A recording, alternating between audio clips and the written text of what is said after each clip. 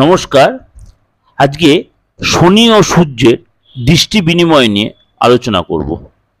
আমি সবসময় বলি, যখনই কোনো গ্রহ তার ট্রানজিট হয় বা দৃষ্টি বিনিময় হয় বা তার নক্ষত্র যায়, তখন সব রাশির উপরে তার কিন্তু পজিটিভ নেগেটিভ ইম্প্যাক্ট তৈরি করে। তিনি শনি ও সূর্যের কৃপায় কোনো কোনো রাশির উপরে কিন্তু যথেষ্ট তার প্রভাব বিস্তার করে। কারণ আমরা জানি শনি সূর্যের সম্পর্ক যে পিতা পুত্রের সম্পর্ক। জ্যোতিষশাস্ত্র অনুসারে সূর্য শনির এই দৃষ্টির মাঝে ষড়াষ্টক দৃষ্টি তৈরি হচ্ছে। ষড়াষ্টক যোগ, যাকে ষড়াষ্টক দোষ নয়, ষড়াষ্টক যোগ। এই ষড়াষ্টক যোগের কারণে কিছু কিছু রাশি যথেষ্ট শুভ ফল, অর্থাৎ যেমনি ব্যবসা বলুন, কেরিয়ার বলুন, আর্থিক জায়গাটা বলুন, অপ্রত্যাশিত লাভ এই যোগের কারণে হবে। হঠাৎ করে কোনো প্রাপ্তি, হঠাৎ করে কোনো আপনার সুযোগ এনে দেবে।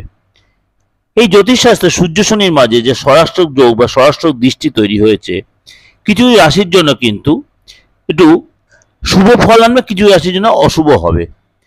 সুতরাং কোন রাশি এর জন্য ডেভেলপ করবে? কুম্ভ রাশি।